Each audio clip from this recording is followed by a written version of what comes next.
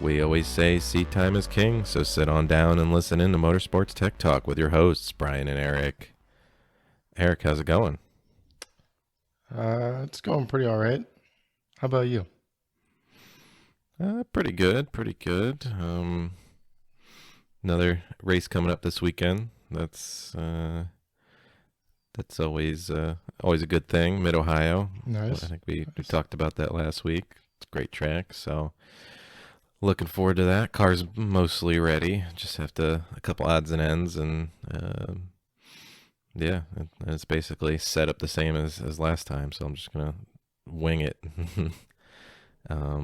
I saw you got some track time in. Was that last weekend? Yep.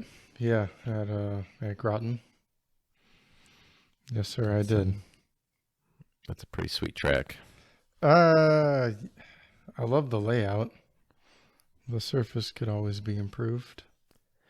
Yeah, But, definitely could use some resurfacing. Yeah, but they repaved turn 1 last year. I think it was last year. So, but they repaved it between now and the last time I was there. So, that's pretty nice actually. That little section. But yeah. Mm-hmm.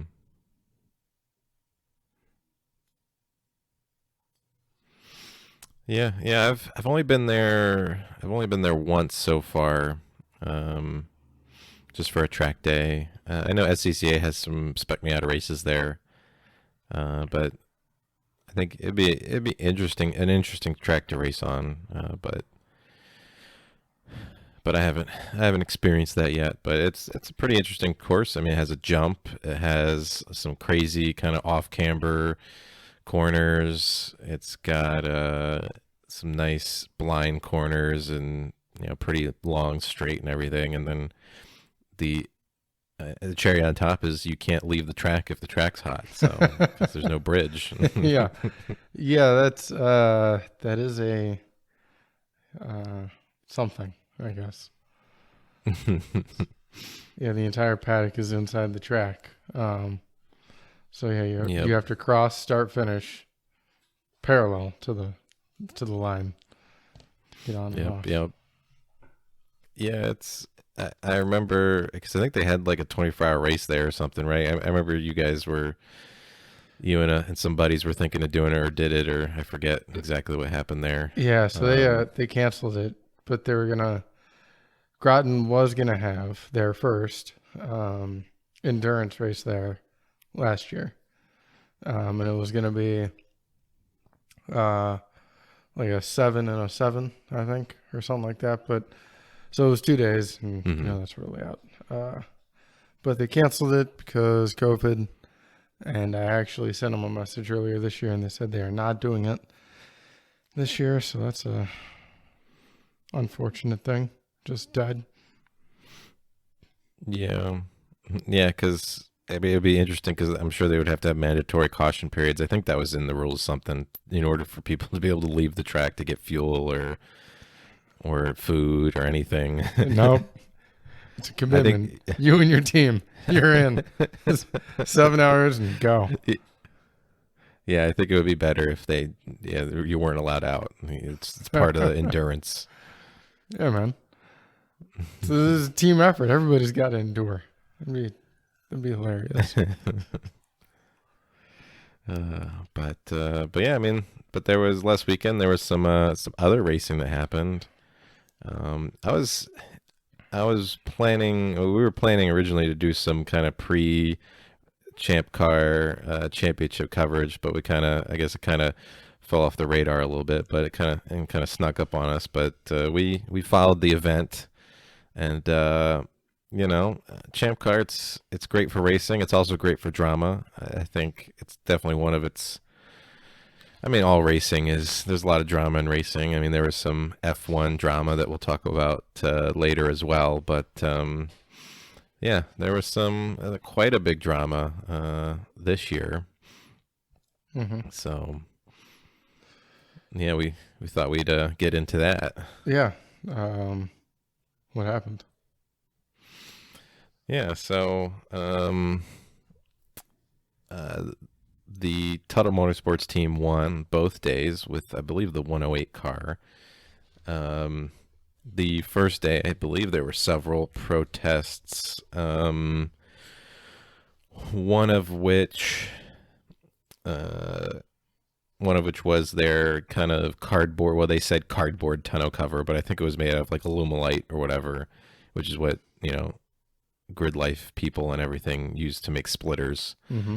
Um, not and it's not cheap by any means. It might have been like cheaper sign material, might have not specifically been aluminite, but it's like corrugated plastic signboard material. And they use that to make some tonneau covers. I know the Visceral Racing Group team, which I think they also finished. They had a new car there that I think finished on the podium, maybe both races. Let me see. Yeah, looks like the 959, I guess, with finished pre-adjusted results, finished third both days. They used duct tape to make a tonneau cover on their 944, which they chopped the roof off of. And I guess that's considered okay because it's duct tape, and duct tape's kind of, I don't know, the gray area where it's unlimited use, or Gorilla Tape, or whatever your favorite brand of tape is. Mm-hmm. I mean, I know with the GWR car, there was a rule change where you had to use the very specific bumper to your year or something. They were using I forget, they were using a different year bumper, or maybe no, they just had a plastic air dam, and then they changed the rules to make it 10 points for a splitter and 10 points for the air dam. So instead, they found basically the 325 IS bumper is the lowest, so it complements the splitter the best. Mm-hmm. But of course, and the car was a 325 IS, but they threw away the original bumper, which apparently is worth a lot. So Nice. kind of dropped the ball there. So they ended up getting a fiberglass version of it, like a remade, some cruddy aftermarket fiberglass one, and it was like breaking. It was already broken in shipping. Basically, it was so brittle. Yeah. And so we basically just covered the whole thing in tape, and then kind of made the rest of the air dam out of tape, and it was met the rules. So it's not like there's a lot of teams out there using tape for a lot of things. I think Visceral Racing Group is the biggest. I don't want to say offenders, but they're definitely huge fans of the tape. I think they hole sawed the crap out of their hood and then just taped over it in order to make it lighter, all that kind of stuff. I mean, lightness is very important, but I don't know. I feel like So structure can be important too. And like under aero loads, I imagine everything deforms and maybe makes kind of terrible shapes. So I don't know. Mm-hmm. That's a debate we could have another day. Aero Part 3, is duct tape making you faster? Or something like that. I don't know. But anyway, so that was like the first thing. They basically had to remove those covers or take the points, so they removed them for the second day. I think they went faster the second day, so it didn't really seem to matter, like most homemade aero. But there was also some protests on some of their engine components. So I believe they're claiming cams. Yes. And then part of that, apparently because of the cams they were using, they had to use VQ35 valve covers, and also VQ35 coils because they use VQ35 valve covers. So I guess, let me kind of roll it back and talk a little more about these cars specifically. So the Tuttle cars are, I'm not sure exactly what year. I can look it up. I think they're Eclipse convertibles. So second gen DSM, one of my favorite cars. I have two of them. Yep. They picked the convertible turbo version of them, which is probably the one I'd picked last for road racing. I'd probably pick the front wheel drive non-convertible one, the coupe. All-wheel drive one, as we talked about in last week's episode, as a viscous coupling, limit slips, and those aren't too good for that. And all-wheel drive really isn't needed when you only have 200 horsepower. Right. In Champcar trim. Maybe you could run, you could run a little more boost and stuff, but the little side mount intercooler on those isn't really up for that task in a road racing scenario. But yeah, they're shown as 1995 Eclipses. I see that because they run 2 cars. They had 3 cars at one point. I remember seeing. I think they actually built a coupe all-wheel drive at some point. I remember seeing it at Sebring maybe 2 years, or I guess a year and a half ago. But anyway, they mainly run the 295 Eclipse convertibles with a VQ30 swapped in, as well as I think the matching Nissan transmission. I'm not 100% on that, but that's my understanding on those setups. So I think he originally ran the turbo engines, the 4G63, and had trouble keeping them together for an endurance race, which isn't super surprising. It sounds like a 4G63. They can be tough to keep together without proper maintenance and everything. Just and then you throw in road racing, and even then there's just a lot of heat. A lot of the biggest problem I've seen is that just people heat soak the intercoolers and then get detonation and then it blows up. So it's just it's definitely a tough platform to run in Champcar. But for whatever reason, they decided to run them, and then when they found that the engine didn't seem to be the best choice for them, they swapped to VQ30. So these cars have VQ30s in them. I guess some more history is that at some point, I think it was Sebring 2.5 years ago or so. So like maybe 2018, 2019 Sebring. I think it's 2018 maybe. They were DQ'd, or they didn't get the chance to DQ them because they left before, they basically didn't go to impound. But they had swapped in VQ35s and put on VQ30 valve covers in order to try to make it look not like a VQ35. Yeah, someone noticed that it had all the bulges and stuff in the front cover for the variable valve timing and everything, that just like a VQ35. And yeah, they were ready to protest them right when they rolled into impound, because I can't remember if they won the race, but they at least got on the podium. Yeah, and I thought they had an issue near the end, right? Like they were doing really well, but they didn't. I think one of the cars had an issue. One of the cars was going to finish either second or first. And I think someone came up to them and said, "You will be protested at the end of this race." So they just put it right into the trailer, I guess, to avoid the failing a protest, I guess, or maybe just pack it up early, because why sit in impound for 30 minutes knowing you're going to get DQ'd when you could just pack it up? But yeah, for whatever reason, they very obviously were cheating. Tuttle tried, Brian Tuttle, the owner of the team, his argument was they accidentally put their WRL engines in the cars, or at least one of the cars for that event. I guess they must have accidentally also put VQ. Maybe they put the VQ30 valve cover on it accidentally, and then the guy in the shop looked at it and be like, "Oh, look, it says 3000 on top of it. This must be the VQ30." And then they put that in the car. Happens to everyone. Yeah. But that's what he argued, and yeah, I don't know. I think in a later, like kind of almost kind of team owner interview, I remember Will was on that little panel. They talked to some people, I think during one of the board meetings, or maybe I can't remember, but there were a couple team owners there, and they were just doing like a fireside chat, except it was in a conference room or whatever. And everyone was just kind of talking. I remember Tuttle saying like, "Oh, if you're not, pushing the rules and getting caught cheating, then you're not trying." And, I think that kind of just it just kind of goes to show that he's kind of willing to push the limits to the edge, you know. I don't know about that part. Yeah, it's how Yeah. every race team exploits the rules as best they can. Now,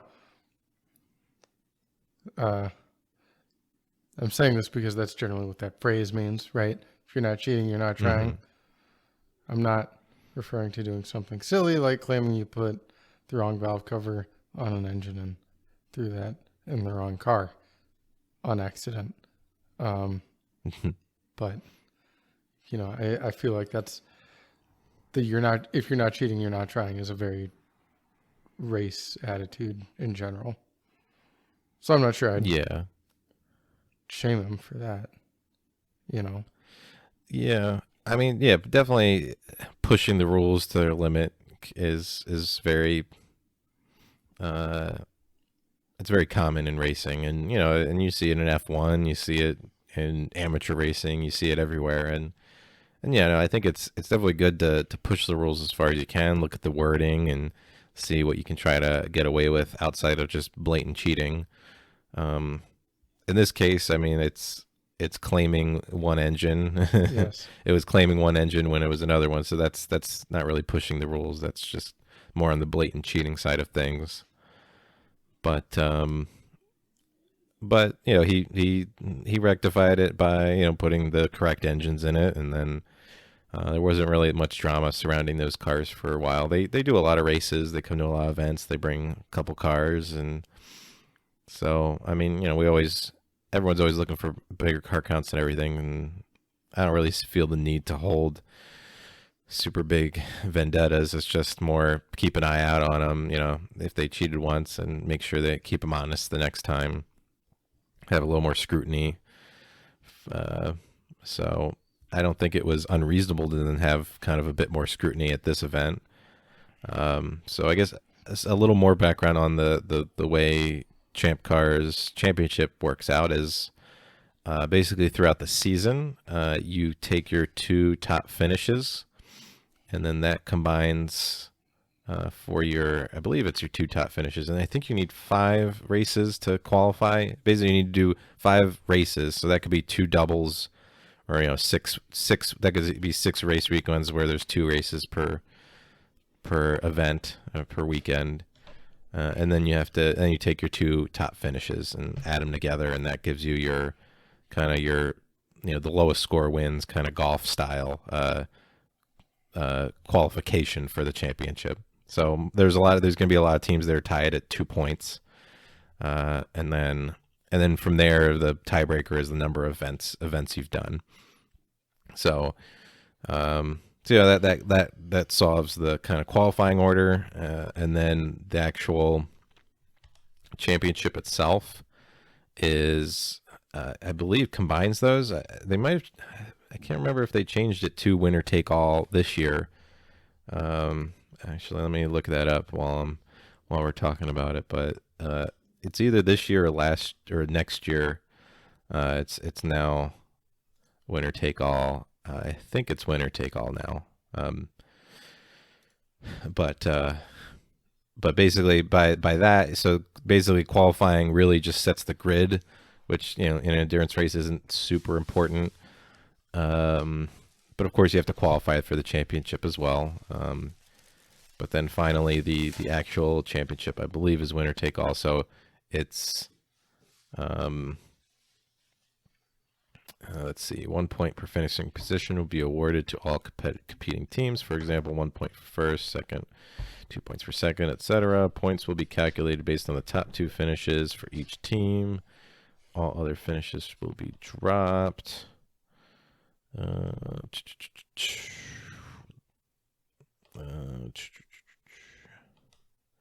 Championship is a winner take all event. Win the race to win the championship. So there's 2 races. So I believe it's basically the whoever, you know, if you won both days, then obviously you're going to take the championship.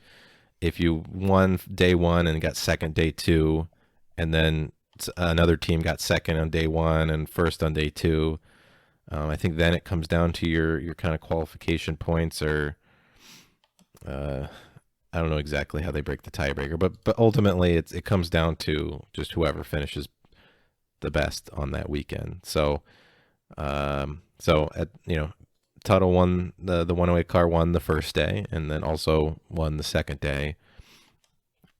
The second day they corrected the some of the discrepancies. It sounds like the protest that involved the valve covers and coils was not accepted. Yeah. I mean, that's one of those things where it's more what are these valve covers and coils enabling them to do, not exactly like, oh, those valve covers, they're plastic and they're not aluminum, they must be, they're 80 grams lighter, that's a huge advantage, or like, oh, those No, coils are, but in one of his posts, I mean, since the event, so this might be uh, past what you're talking about, or is, based off a chronological timeline. Uh, Tuttle does just flat out spell out, that's for running more advanced timing. So, like he yeah, says he does that. It's not like a super secret, yeah. So maybe when running race gas and upgraded cams and all this stuff, he needs more powerful coils to get proper burn and all that stuff, or just they needed to run the cams they needed to run those valve covers. So and those coil packs are designed for those valve covers, so that's just what they decided to run. But Yeah, actually, by the letter, actually, I just want to flag this real quick, just because it's confusing to me. I've seen both on online, right, from everybody bickering. I've seen the comment that you need those coils with that valve cover, right? But then I also saw the argument that they're all interchangeable, and that's why the protest wasn't accepted the first day, is because the coils are interchangeable, so it doesn't matter. So I guess what I'm saying is I've seen, I don't know what the hell the real answer is, but I've seen both. So it's yeah, yeah. I mean, and again, yeah, it's just it can be splitting hairs, but the rules are the rules. If you're running unclaimed parts, you're supposed to take points for them. There's a very specific rule, points value assigned to aftermarket or non-OE coils. You could start trying to argue that, oh, it is still from the original equipment manufacturer. It's just for a different engine, but since if they are interchangeable, then I don't know. It starts to become maybe a gray area, but it's also just potentially just not really a performance advantage in this case. But it's in the rules, and the rules are there for a reason. So with an engine swap, it also starts to get kind of muddy because you're swapping in an engine too. So that's not the OE engine, and that's where it can get really tricky really fast. So ultimately, that protest wasn't upheld. I'd put that under the category of things that are definitely not according to the rules, but all they need to do is just go out. If they are interchangeable, just go to the parts store, buy some OE VQ30 coils, put them on there, and show that it's obviously no advantage and that they fit right on, and right. and then either get a kind of a waiver to run those VQ35 coils, or just run the VQ30, knowing that they're not a detriment to that specific setup. So that's there could have been, because the thing about protests and really any motorsport is that you need to find something. It's protests are always a very political thing, and you have to kind of find something that you think will stick. Maybe there's more than one thing that you think is protestable in the car, or you suspect something, but usually you kind of have to grasp onto something you can physically see and maybe prove pretty easily. So I could see that being the thing. They gravitated towards the that tonneau cover. that wasn't being claimed as points in those coils. But ultimately, they removed the tonneau cover, and then they were given the okay on the coils and the valve covers. So yeah, the race was made official for Saturday, and Tuttle won. Giving them a pretty big advantage for the championship. They were definitely leading it going in. And then there was Our Bank Racing was in second, and I believe Cone Crushers was third as far as championship contenders. So kind of set the stage for the second day, where Tuttle Motorsports was able to win again, this time by a much smaller margin, only 50 seconds. The first day was about almost 3 laps, just short of 3 laps. So a lot closer day 2. So Tuttle won day 2 with, let's see here, with Premium Dudes in their K-swapped BMW E30 in second, and then Our Bank Racing in third.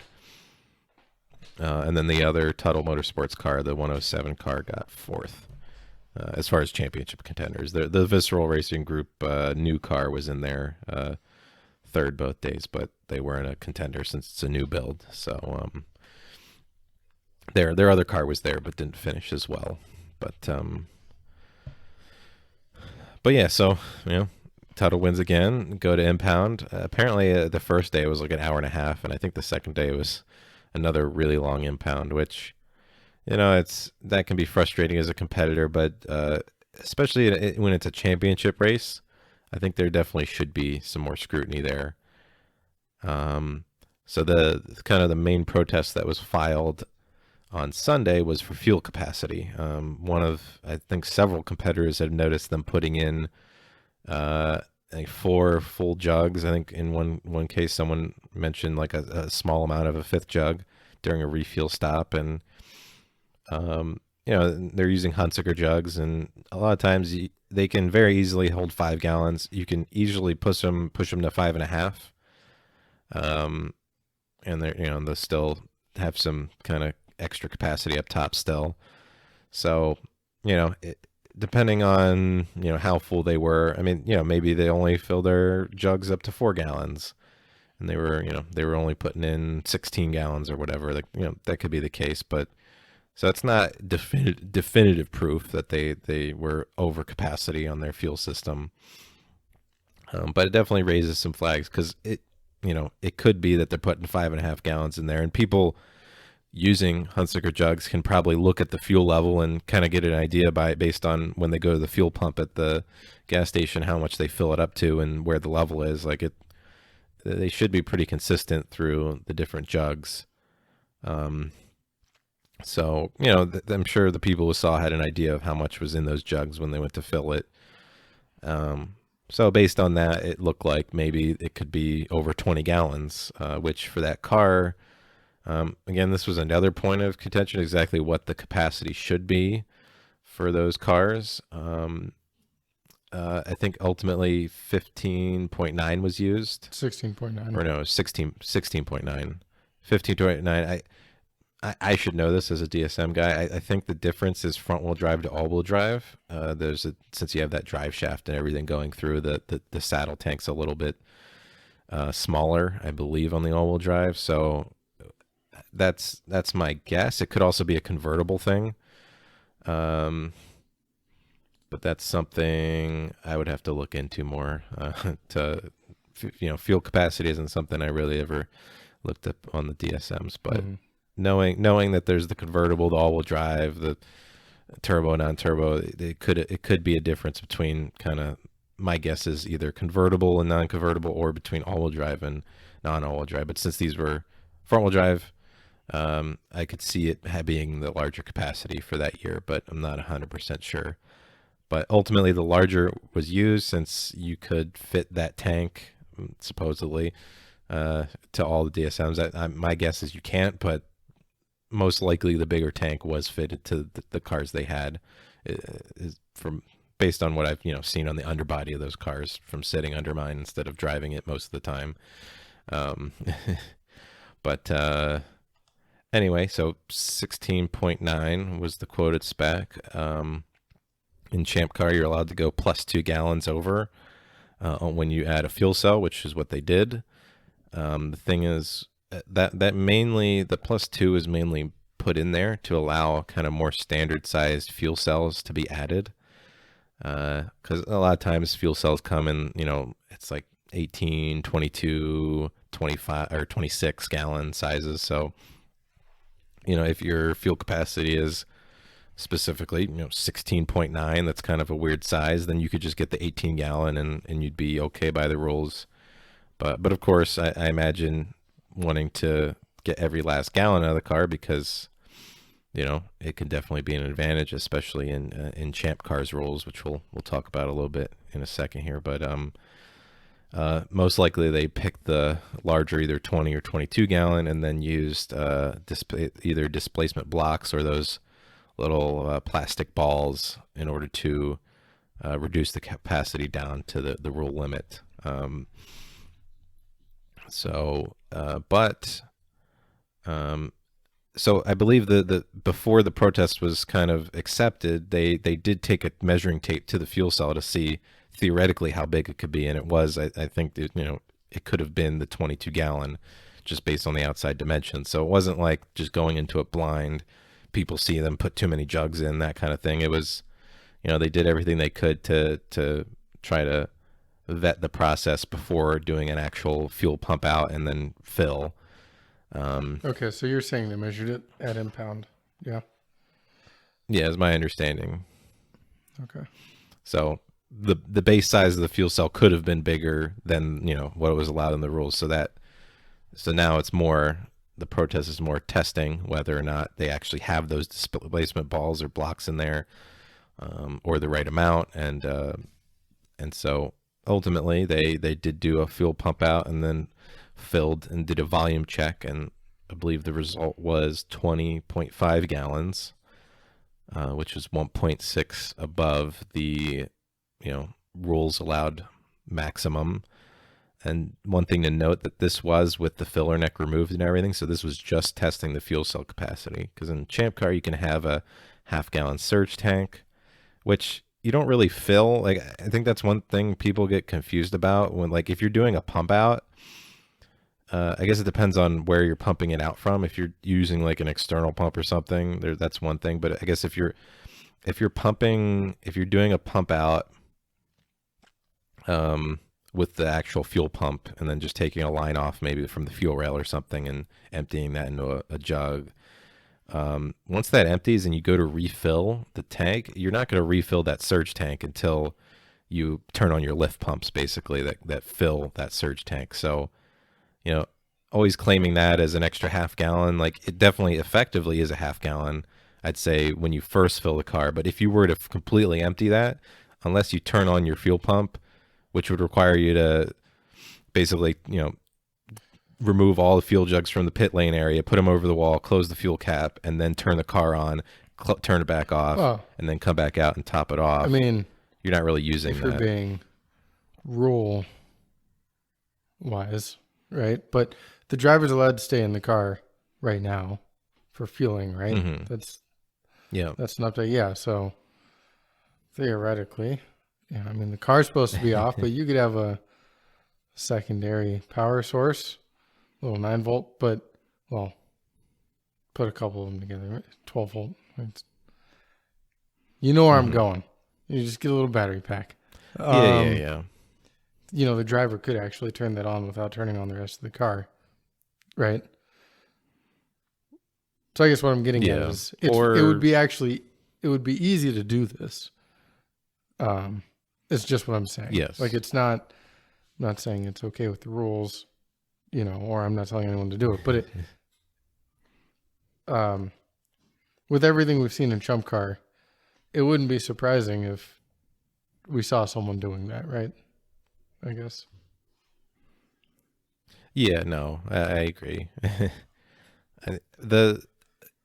the real advantage of the surge tank isn't that extra half-gallon capacity you can get from it. It's more being actually able to use your full fuel capacity from your tank.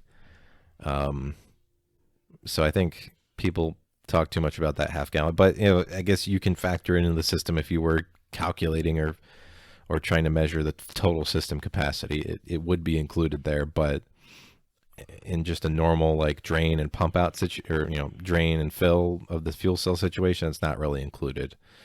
As well as like any fuel lines or anything wouldn't really be included there. In this case, they were just testing the capacity of the fuel cell, and it was 1.6 gallons over, allegedly. I mean, we weren't there. This is all based on secondhand accounts. But it's been relatively well documented at this point on various forms of media, whether it's Facebook, Champcar forums, whichever. So we're just going off of what we've heard so far, basically. Yep.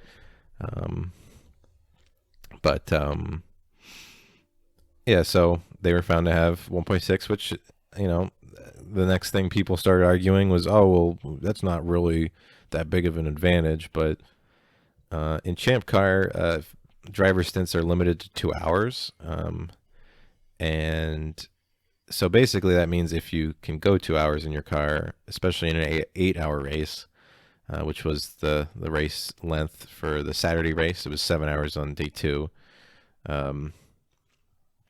If you can go 2 hours, that's because it would be kind of dumb to come in at an hour and a half, refuel, not do a driver change, and then go back out and then have to come back in a half hour. Right.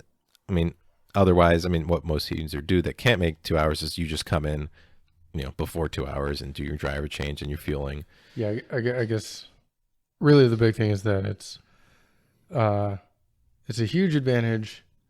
Or the extra capacity is a huge advantage if you can't go 2 hours. If you can go more than 2 hours, if your car came with a super tank, right? You could hold 60 gallons. It wouldn't matter, right? Any extra capacity, because you're still limited to those 2 hours and you're trying to minimize pit stops. But if you're anywhere below that, then anything else you can get, is big. And I guess this will obviously depend on the car and the tune, but generally it's and obviously where you are, but it's probably a couple liters per lap, right? So 1.6 gallons is 2 to 3 more laps per tank, which is huge. I've seen people quote 6 to 8 gallons, 6 to maybe 9 gallons an hour. So if they're on the lighter side, that could be an extra 10 minutes, right? Extra 10 minutes on track, which again, if you says the minimum pit stop time is 5 minutes, that's going to save you 2-3 laps. And that could just be the little bit you need to make that 2 hours, or maybe in the 7-hour race, if you're making a ton of power, be able to make hour and 35, hour and 40 in order to do that in just 3 stops. So right. Well, and if the team's playing their cards right and they have radios so they can communicate, any extra time you can gain up front, and this is buffer you can use for a pit stop later. So really, I guess what I'm saying is the further down you push your pit stop, right? So you get 10 more minutes now, and then you get 10 more minutes next time you pit, and you get 10 more minutes the next time. Now you have 30 more minutes than you would have had in the beginning of the race, right? So that gives you buffer to potentially catch yellow flags. Right. Yes. And that's where this can be huge too. Obviously this can be huge if it just makes you go 2 hours when it couldn't, but that's another big portion of winning an endurance race is that strategy and being able to catch those yellows. Yep. Yeah, no, that's a really good point.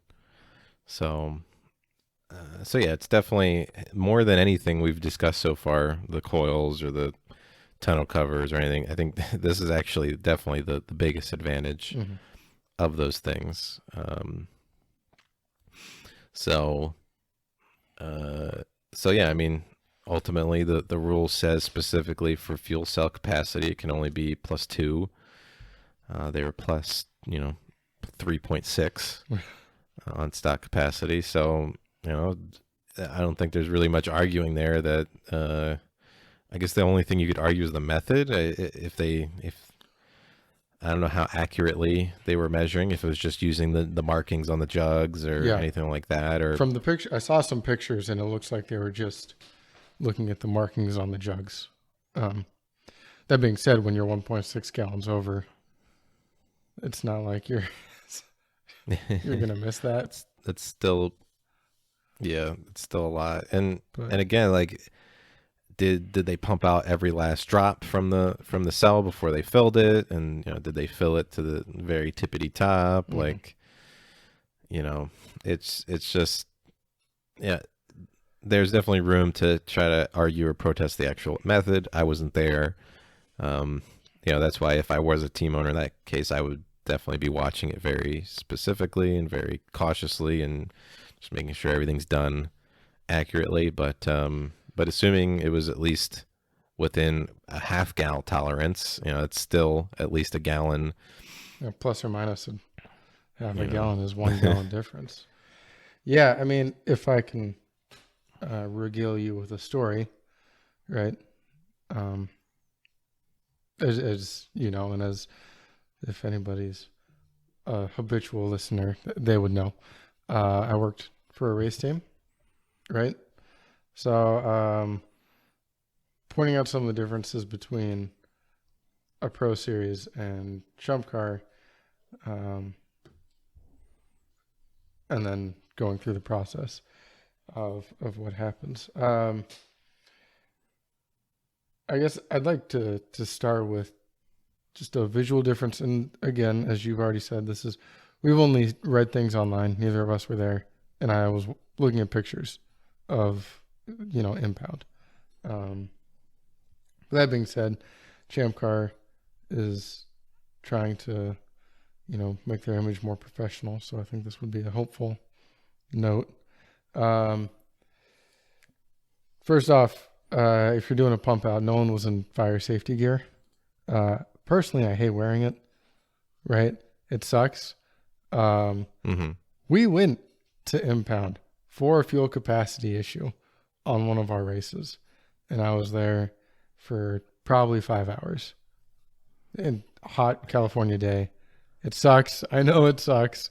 Uh, but if you're always preaching this on pit road, um, it should be pretty consistent, if you're playing with fuel. So just a note there. And then, as I already mentioned to you, it looked like they were looking at just the Hunsikers. They pumped out into the Hunsikers. IMSA uses a Seraphim and graduated cylinders. Now, obviously, this isn't necessary if you're off by 1.6 gallons.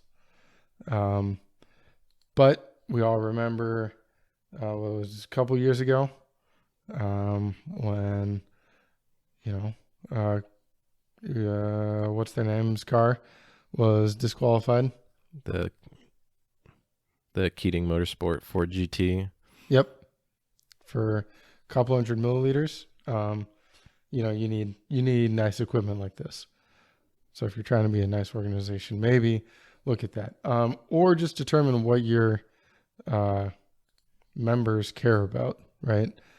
Like, I don't think anybody in the Champ Car paddock would care if someone else was 200 milliliters over, right?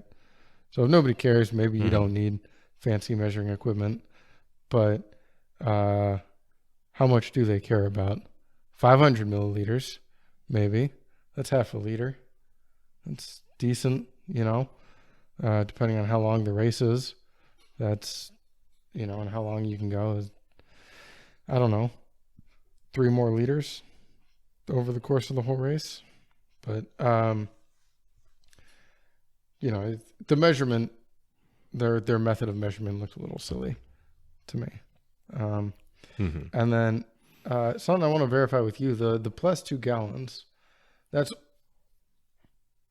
you already described what they want out of the rule, but the way it's written, that's just on the fuel cell size, right? That doesn't include Yes. like the filler neck and anything else, right? Correct. Okay. So, yeah, I guess the problem I would have with that, I understand it's meant to be a buffer, but I would personally, if I was, a little dictator writing all the rules, I would have that in the rule set or in the whole fuel system. You have 2-gallon buffer, because the way IMSA will do it is, this is your capacity, right? That comes out with BOP, and this SRO does the same thing, which is Blanc Pond. They bought Pirelli World Challenge, but whatever. They say you're allowed to have 70 liters, and in the rules they spell out how they do a pump out, right? So it's going to be using your lift pumps, your main pump, going to the fuel rail, and all the cars have a takeoff on the fuel rail, or right around there, right? A T, right in that area. So they spell out how they're going to measure it, and it's the team's job to reach that, which I think is more than fair, especially in a series where everybody's building their own car, right? So then anybody who's concerned about misuse of a surge tank or getting extra capacity out of one, lots of times people complain about trying to keep the price low. So, if you're concerned about some rich guy getting an extra half a gallon, or using bigger hose, right? I know they've limit the size of the fuel hose you can have or use. They don't want you coiling it around specifically for things like this, but you can encompass the whole fuel system if you just say, hey, all right, this is your capacity. If you put in a fuel cell, this is the max you're allowed to have at a pump out. I don't give a shit. So if it's in the filler neck, we're measuring it. If it's in your lines, we're measuring it. If you just spell out how you're going to do the pump out, there's no room for this ambiguity. So I think it tightens the rules up a little bit more, and it still gives everyone that buffer. So it's my personal thoughts on that. But I think I agree with that. If you spell it out in a very easily enforced way, that's definitely a big improvement. Because right now there actually are some a lot of holes, I think, in that fuel capacity rule, because there's nothing to say that your OEM tank can't be more than 2 gallons over the rated capacity. I've seen on some cars, so there was a ballooning controversy a little while back where people were using compressed air to kind of balloon their tank a little bit, get a little extra capacity out of it. But without even doing that, taking a stock tank, I haven't measured them before, but usually the rated capacity has some basically void space in it in order to prevent, allow some, fuel vapors to, to accumulate in that area. And ultimately it's all a function of like the emission systems and the charcoal canister and all that stuff. But there's some void space there, probably also from a safety standpoint. I'm not 100% on that, but just so that it's not like a compressed liquid tank that with no room, and as soon as anything hits it, it just explodes. There's some compressible gas in there that gives it some buffer. But in the rules, you're allowed to modify the venting system on the tank, and which means that a lot of times you can make it so that you can basically fill that tank to the very tippity top and use all of its kind of volume capacity, which may be over the fuel capacity of the tank. So right now there's really nothing in the rules preventing someone from doing that. So in that case, if you're looking for more capacity, a lot of times, maybe not a lot, but in some cases, you can get more from just keeping your stock tank instead of trying to do a fuel cell that's 2 gallons over. So that's kind of one area of the rules that is kind of a hole right now. And then on top of that, there's nothing really saying that if their fuel cell capacity was exactly 2 gallons over, and then they had a really long, huge filler neck.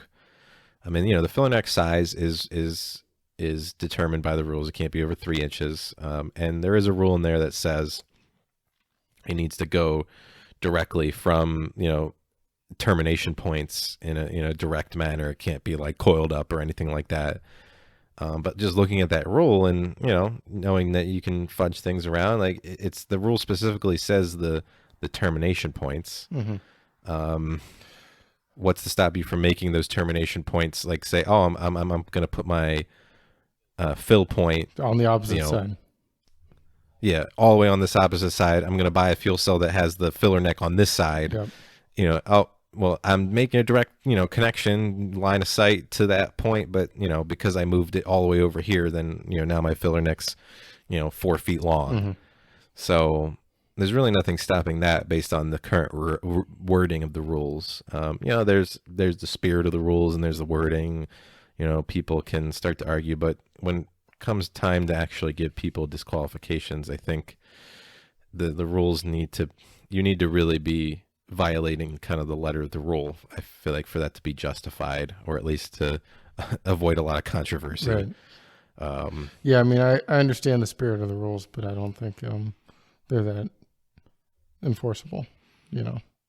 Yes. Yeah. So yeah, I agree that I think your idea of, I mean, it's not even really your idea. It's just using other people's ideas that have done it before, other race series, where you have you specify, okay, this is where we're going to pump your car out.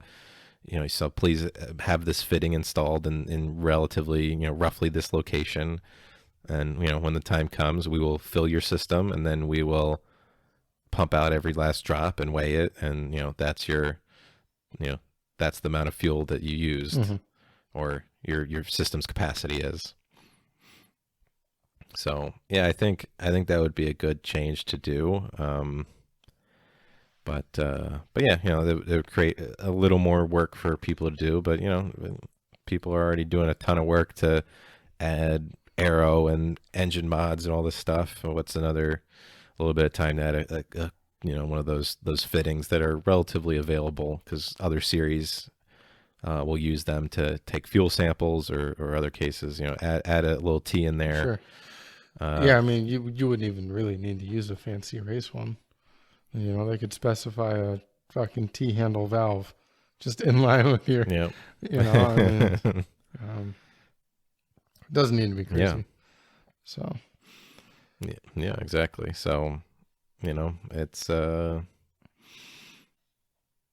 think it would be a good improvement there, since especially in Champcar's rule set, its fuel capacity is very cherished. I mean, honestly, fuel capacity and fuel economy are the biggest players in terms of strategy for endurance racing. I mean, you especially see it in things where the cars are supposed to be close, so where they're bopped.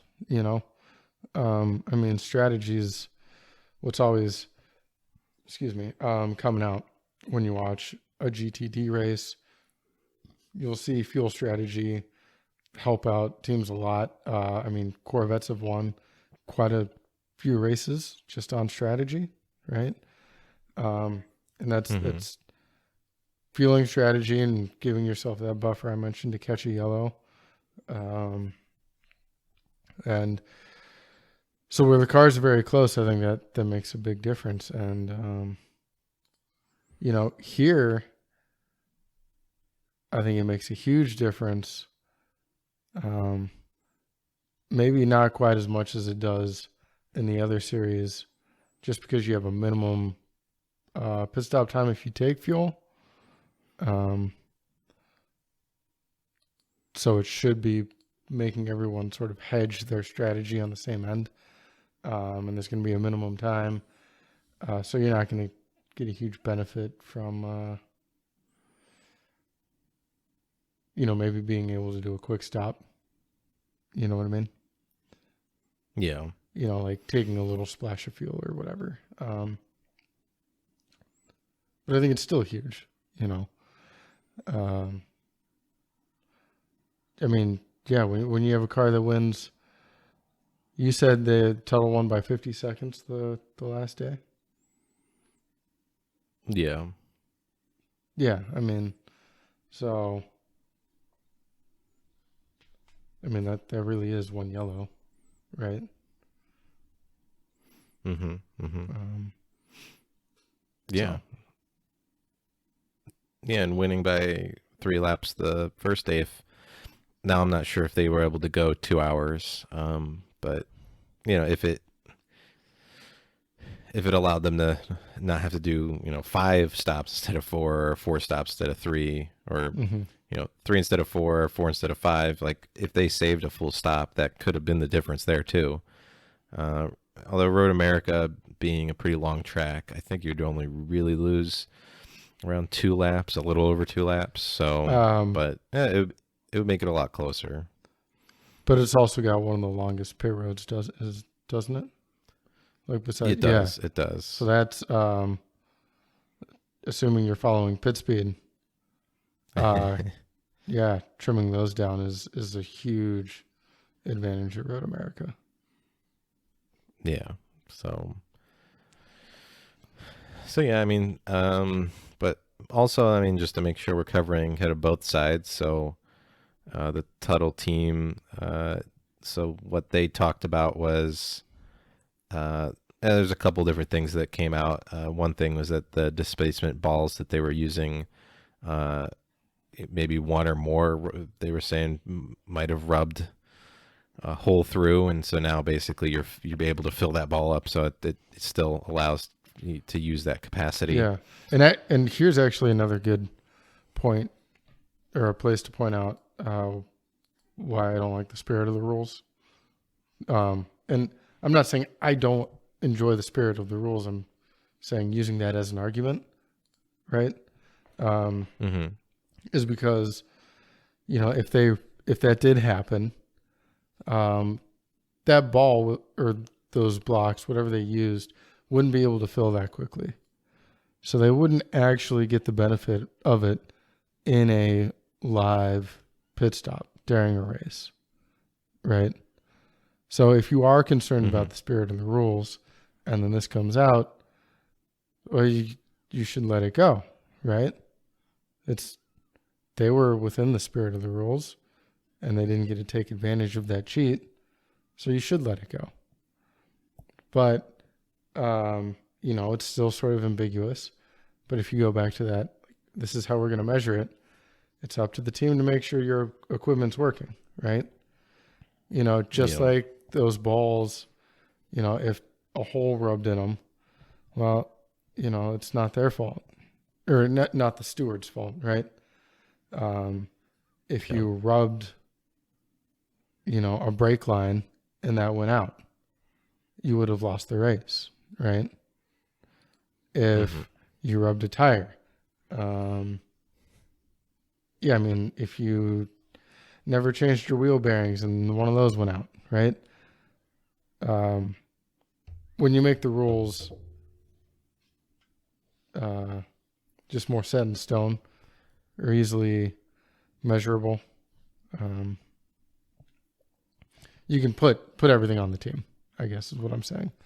Or you can say, hey, it's your responsibility. Yeah. He's rubbed. It's your fault. You're out.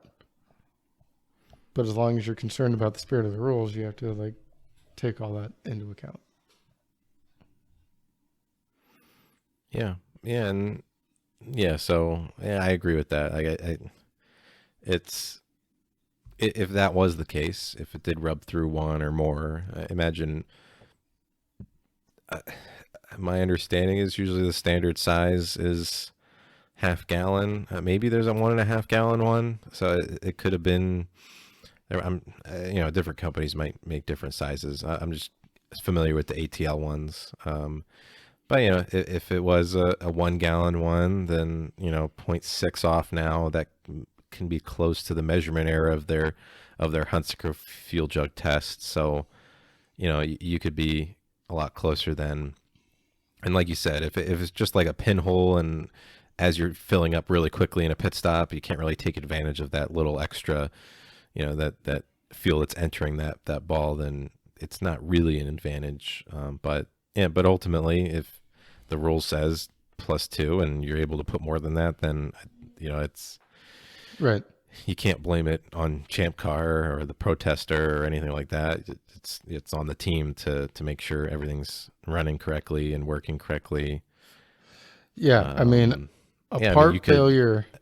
at the same time, there's Go ahead. there's there's a lot of rules that you could say, like in a power capped series or a power to weight ratio series, if something happened to your boost controller on your turbo car and you were running 10 pounds more boost than you were supposed to, and it's like, oh well, my boost controller broke. Well, that's not, it's your fault for, you should have fixed it, or Right. Yeah, no, I agree. A part failure, just because it helps you, doesn't make it acceptable. Most of the time, part failures will take you out, but just like those are no one else's fault, and will end your race. One that makes you illegal and is still no one else's fault should be able to end your race just the same. Yeah. Yeah, and then I think another argument that was meant was they had to change the bladder out, and it wasn't the same size as the one before it, or something like that, or this new bladder just didn't maybe have as many wrinkles in it or something, or again, I think it's kind of the same thing. You need to check it if you're that close to the edge. You need to make sure you're checking that, and ensuring that you're meeting that rule that's in place. I believe that's what happened to the Ford GT. It's something similar, where when they measured it, but before the race and everything, they checked it. It was one capacity, and then when it shipped and when they actually raced and everything got hot, and things moved around a little bit, like some wrinkles kind of removed themselves from the bladder, and then when they finally went to measure it at the end of the race and post-tech inspection, it was just a little bit over. So I mean, another thing you have to make sure is right, if there's a rule for it, and if you're on the ragged edge of it, basically. Yeah, well, and that's essentially why we were in impound when it happened to us. That being said, I've never heard of a 1.6 gallon discrepancy in a bag moving. It's huge, but again, how much do you get out of an eyeball Hunsaker jug measurement? Or how much air is there in one, and then multiply that by 4 jugs, right? Because presumably they'll have had to fill it up 4 times, plus maybe 5. So I've never seen something that huge, but that definitely happens, and I've never seen a fuel system that was as difficult to predict or understand as the Porsches. I've never seen any other race car be that inconsistent, and I don't really understand how it was so inconsistent. Eventually they had a really good car chief who's still working on their cars, but he's very detail oriented, so he set the blocks in the same way every time. Optimized their layout. Made some little stanchions to hold them in place so they can't shift, and it was more repeatable that whole fuel system on the Porsche is still a dumpster fire, in my humble opinion. But yeah, I mean, that kept us in tech, a couple hundred milliliters. What happens sometimes is, those bladders get hot and they do relax or they expand. And then also for the pro race team, you're using a different method to fill the car, right? When you're in the paddock, you have those 5-gallon ATL jugs with the plastic dry brake on them. But when you actually get down to the pits, you have your fuel rig. So that holds considerably more fuel, and they specify a fuel rig height just to control the pressure that teams can actually build with the fuel rig. But that's what we're trying to do, right? Is you put it up as high as you can. And when you plug into the car, there's more pressure behind that fuel filling the car. And that bladder's hot. The whole thing pushes out a little bit more. You can actually get a little more in the car. Now, that being said, obviously you didn't get any of that benefit when you first filled up. So before your first stop, your first stint, you don't really see that benefit. But then you come in, after the race, and then we go to impound. They measure it. It's, just over the legal limit. And so, for us, that happened. There was a lot of discussion. Things went on and on and on and on and on. And then eventually we remeasured because, what's that word? Where it's like a cursory investigation. I just want to see if they want to look into it.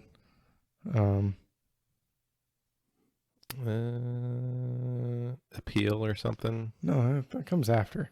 I forgot. But essentially the first fill they do at Tech, at least for us, is just to see if you're close, if they really need to actually do it. So then at the end of the day, we refilled the system, and this time with everybody watching, teams who didn't want us to pass us, like every member of our team, every member of IMS Attack, right? And we're all like looking at that graduated cylinder real close. And we passed when it happened the second time. And I think, it's the desert. So by that time it was dark. Again, I was in impound for a very long time. And it was a lot colder. And, we filled the jugs, or filled the vehicle with those, 5-gallon jugs you use in the paddock. So that's, it definitely has a difference. Not a 1.6 gallon difference, or at least I haven't seen one. But, when people bring that up, it is a real thing anyway. Yeah. Was the word you were looking for earlier audit? Yes. Okay. I just thought. Damn. Finally. Yep. Audit. Audit's the word. Good job. What do I win? So I'll give you half a Butterfinger. Oh, sweet. Yeah.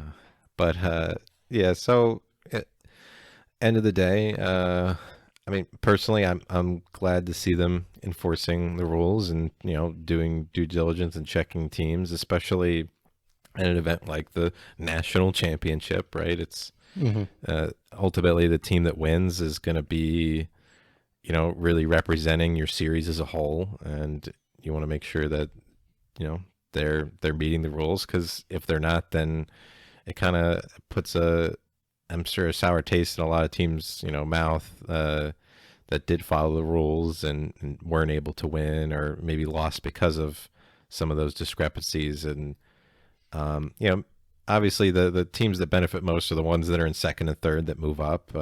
So ultimately, R-Bank Racing won the championship. But I think it also, as a whole, as a organization, as a race series, it's good for, the little guy to see that the big guys are being held accountable, and they feel like it's a level playing field. Yeah. No, I absolutely agree. You know, I want to say again, 1.6 gallons is a lot, but if there's one place where even if something was small and you were considering letting it go, the championship is not the race to do that at. If there's one place to be really strict, to be tight on everything, it's there. Yeah, I mean, I completely agree. I'm glad they did it, glad they enforced it, and it is, as you said, great for the little guy to see them holding these big teams accountable. I did see someone, again, these message boards are just a dumpster fire, but I've been bored. So I did see someone questioning why there's big teams in Champcar. And this seems to be a question that comes up fairly often, right? Some people like racing against big teams. Some people say it's not fair. They don't have the competing budget. So I really have no comment on that situation. But I did want to bring up one of the reasons why someone might be doing this. Someone who can, really well fund a team in Champcar, why they'd be there and not in pro racing.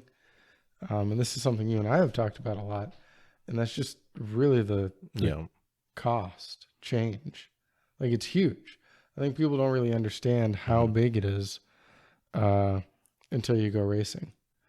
Remember when you bought a $500 car and you were, for your first, Lemons or Champcar back then, right? And then you put all your safety equipment in it, everything you needed, bare minimum to just, not be a complete dog and pony show. And now your $500 car is a $7,000 car, right? You remember that cost expansion? Just bring it up to a new car and, blow it up from there, right? Like those Michelin slicks, it depends on the size, but they're $700 to $1,000 a tire, right? So if you have a 2-hour race, right? This is not the long races. You have a 2-hour race. It means you have 6 to 7 sets for the weekend. Boom, $24,000 in tires, right? That's why, some big spenders would be in Champcar, because, I mean, you don't get the world's stickiest rubber, but outside of that, your dollar goes much further.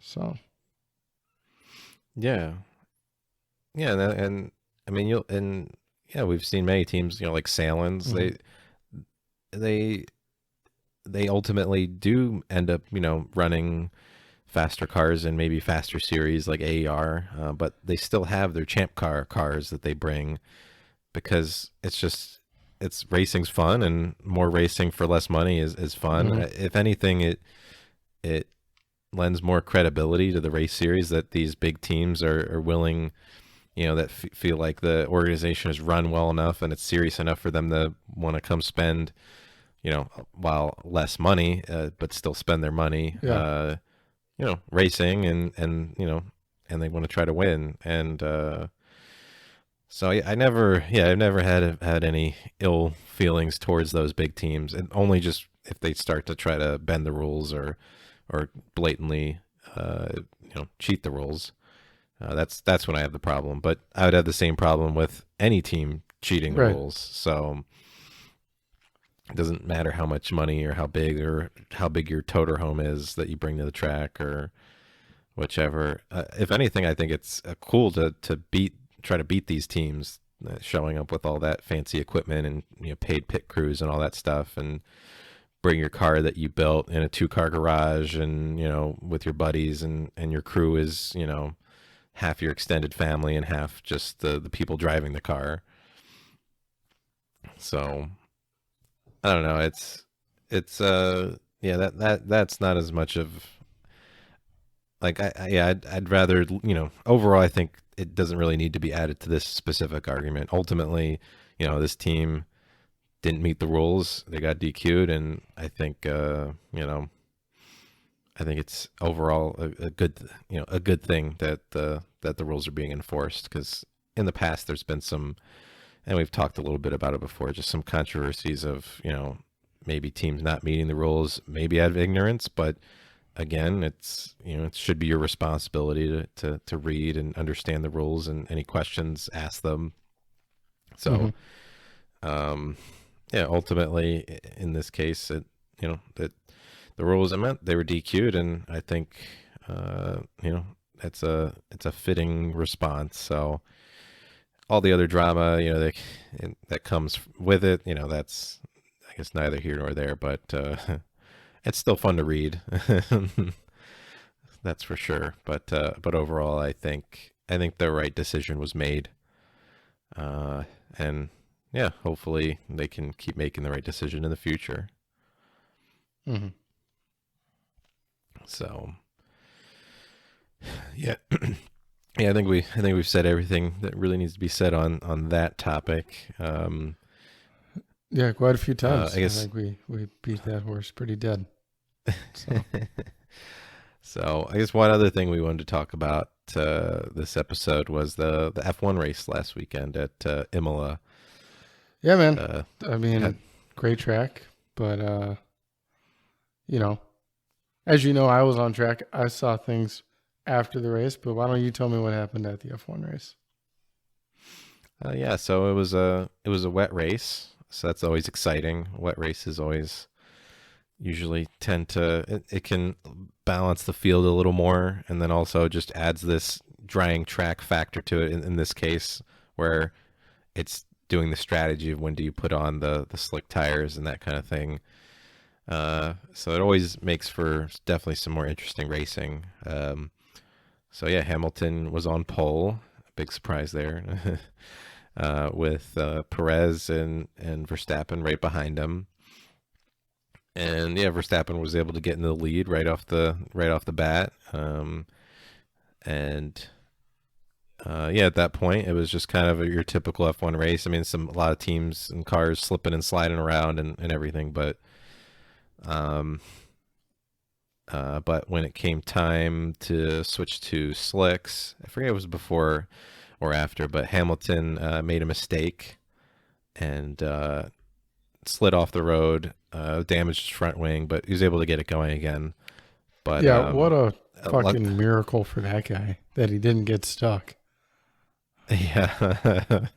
Well, not only that, but just as he's doing that, his teammate Botas had gotten in a tussle with George Russell, and which caused a red flag. So all the time he basically lost a full lap from sliding off the track and then having to come in and change his wing.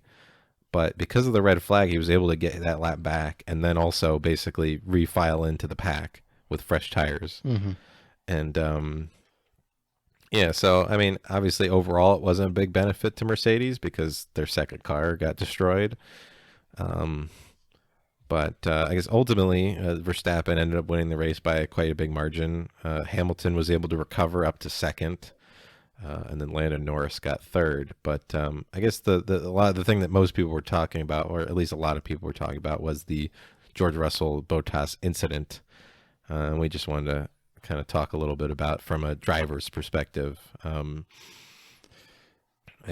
so it was during a period where the track was still drying. There were some slick points, and it was at the highest speed portion of the track.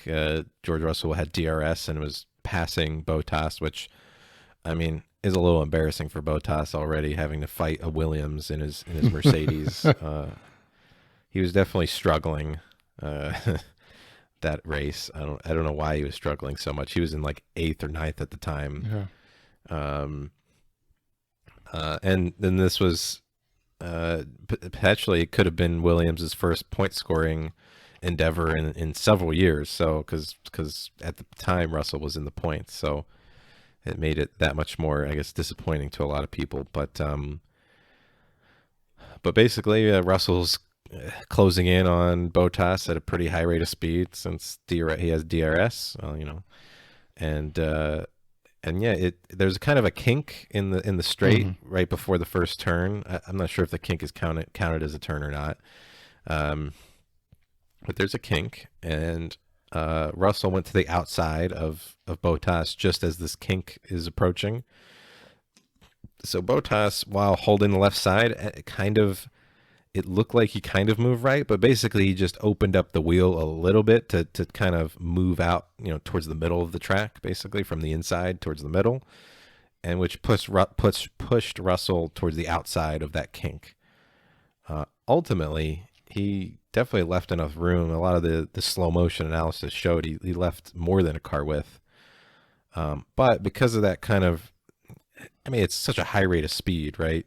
DRS is active. You can't make super, tight turn corrections and stuff like that. But as Russell's coming around, he just barely clips the grass on the outside, which immediately spins him right into the side of Botas, and it's a big crash. And and then they're both out of the race. So kind of some of the arguments around it was like, just whose fault was that? Yeah. I think initially the announcers were like, Botas shouldn't have made that, shouldn't have pushed him out there. Ultimately, I think as a lot of times it's the passing driver's responsibility to make a safe pass. But, Botas left enough room. So I don't know. I think it was just a racing incident, to be honest. If you look at a plan view of the track, Botas just stayed on the racing line. I feel like it wasn't even an adjustment for him, like a defensive move. As you mentioned, he left plenty of room. And even then, like I said, he was just on the race line. So I certainly don't think it's his fault. But Russell was making a pass. He was out in the wet. I think it's when he's that close to Botas, it would be reasonable enough to assume he's not going to move over, to not be planning on making that correction, right, that he had to make, which inevitably led to the whole incident. But at the end of the day, this is a good example of it takes two to tango. But also both of them made decent racing decisions. So I think it's no one's fault or it's everyone's fault, right? Like either one of them could have said, no, I'm going to wait, but that's not what they get paid for. Right. Yeah. So it's, and as soon as you do that, especially in a scenario like that, where, like Botas left room, right? Like a lot. So if he hadn't moved anywhere, then it would just be clear that he's a pushover to the rest of the field. You know what I mean? Yeah. At some point, you can't always be the cautious person because the field will understand that, especially when you have so few drivers. They're always, they always know who they're behind or who they're passing, who's behind them. And as soon as you develop their reputation for being soft, you're sort of done, Yeah. So, really, it's weird, because it's kind of both their faults, but really they also both made the right decision. So I don't know. Yeah, it's just was yeah, it's just kind of the definition of a racing incident, right? Hmm. In some ways, yeah, I agree. I think yeah, if Botas gives him a bit more room, knowing the conditions, then he could have made the pass, without trouble. But then of course he's Botas getting passed by the guy who's trying to get his seat basically. Right. Yeah, pretty much. um, and uh, and then if Russell doesn't try to make the move and ends up getting 11th and doesn't get the points, then he's going to be super disappointed that he didn't make Hmm. that move. So yeah, it's just tough conditions, slippery track, and combined with just really high speed pass. I mean, they were going probably like 200 miles an hour at that point. I think, maybe if not a little short of that, but I mean, to make a decision and reaction that fast is going to be difficult at the best of times. So, Hmm. Yeah, um, and then slicks so on yeah, I a mean, wet-ish track. Just forget it. yeah, You know. exactly. So, like if I mean the conditions were bad enough for Hamilton to make kind of a mistake, for the first time I've seen in a while. So it's like if even Hamilton's screwing up in these conditions, it can't be ideal. It's not surprising to see Mazza spin to make a couple of Hey, spins out there, but hey. even the top drivers are, Verstappen almost freaking put it in the wall just on the warm up lap because he was trying to warm up his tires during the red flag restart. So it's like everyone was making Hmm. mistakes. It was tough conditions, so yeah, I do agree that I think it's racing incident. Both of them could have done something better to avoid crashing into each other, but ultimately they both made, like you said, kind of the right decision overall, but it's just led to in like in long term maybe right decision, but short term definitely not the right decision. Right. Yeah. Yeah. I mean, definitely everyone was a loser on that one immediately, but you know, yeah, just how's it look if you're not trying to make a pass when you have plenty of room, or if you're not trying to defend? It's yeah, I don't know, sucks, but Yeah. whatever. And something I do think is interesting though is if you switch the names of the drivers, how many people would be upset about it, right? If you said, um, if you just took the color off the cars or whatever, you couldn't tell both of them. You just switched their places. How many people would be upset at Russell for moving over? I think probably Hmm. more. Um, Yeah. but I guess just for a sanity check to make sure you're being fair, consider that. Yeah. Yeah, that's true. That's a good way to look at it. Um, but yeah, I mean, I think overall the biggest loser was Russell ultimately because I think he got out of the car and he like at first I thought he was going to make sure Botas was okay, but I think he was just like yelling at him and then he like slapped the side of the car or whatever and walked away. Yeah, it looked like he was So yelling at like him, and Botas gave him the middle finger, and then he slapped him or the car and left. So, so it's not the best look for a driver that's trying to move up in the world. right. Um, Yeah, I mean that so today that guy who was in the cart, uh, was it today? It might have been yesterday, but the guy who was in the cart, it was a year ago, 2 years ago now, who lost his temper and threw a bumper at another guy driving on track, and then tried to get in a fist fight after, has been banned for 15 years. So just yeah. good time to be talking about driver images, maybe. Yeah, you gotta be careful.